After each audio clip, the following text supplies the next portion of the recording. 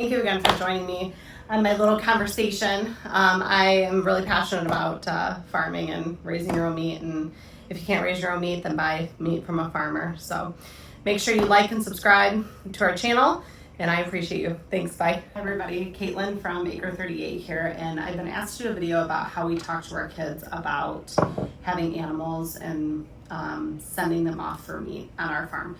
So as you know, there we go.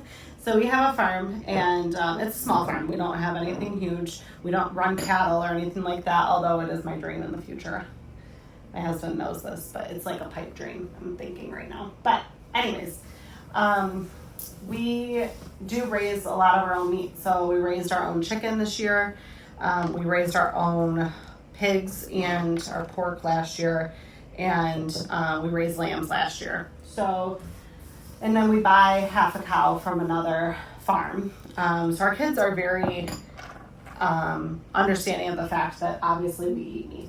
We're very open with them about it, but not in the sense of like telling them things that they don't want to know, right? Like we have pigs on the farm, and we have 4 pigs, and they know that last year's pigs obviously made bacon and pork chops and ham and all of the great things that we're able to eat and feed our family. We were able to sell a couple of pigs actually for other families, which I think is amazing.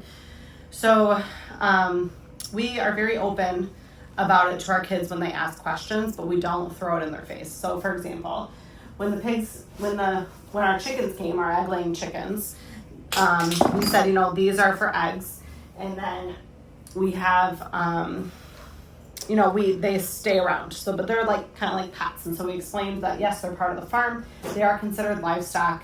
In the event that something were to happen to them, these are not considered necessarily pets, but they do stick around the farm.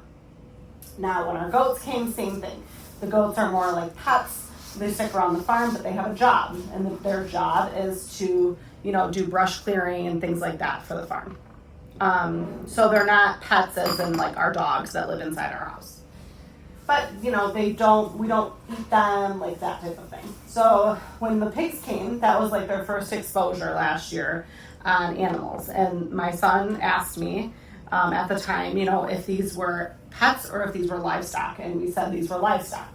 And we said, that this is going to go to feed people and to feed us. But right now they're going to live their best life, and we can interact with them and love them, and it's okay to love them, and they can enjoy, life on the farm as much as possible. So that's kind of the way that we approach it with our kids. Is it the right way? I don't know. Some people are really open and honest and let kids in on the butchering and all of that jazz. I don't push that on our kids.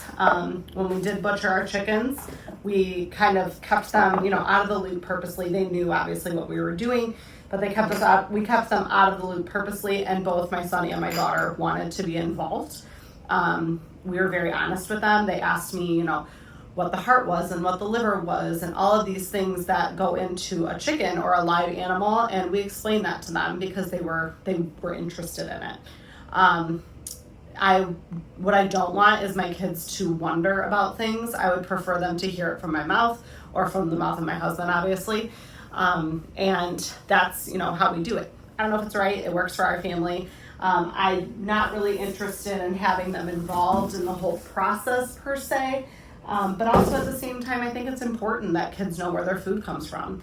For example, the kids, have had bacon from our pigs for the last, 6 months, and we just ran out, which if you know about pigs, like raising pigs, pastured pigs, and their bacon, this is like such a problem, you guys. So we love bacon, and I'm telling you, there is nothing that compares to farm raised bacon. Nothing. Absolutely nothing. I will die on that hill. So we ran out of our farm raised pork and the bacon specifically. So I had bought bacon, which is the bacon that we would always eat. And it was, it's not the lowest quality bacon. It's not the highest quality bacon. It's just bacon from the grocery store. And I just bought it, and I cooked it up one night, and didn't tell my kids. They didn't know we were out of the bacon. I just cooked it up and served it, and we were having breakfast for dinner. And all 3 of my kids immediately said, "What is this?"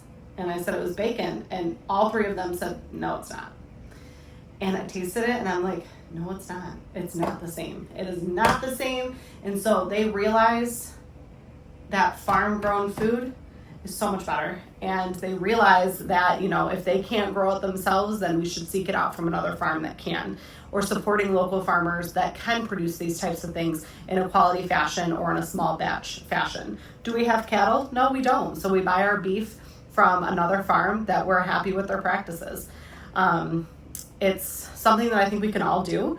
You don't have to have a ton of land to homestead. You can do gardens and whatever it is that you want to do to help this for your family. But I really think it's important that your kids know where their food comes from. We're honest about it with our kids, and if they ask questions, we show them, we explain it to them. They know that the pigs go eventually. We all say a prayer together and thank the pigs and everything before they go. And the pigs will be here with us for another, 6 months, and we love them while they're here.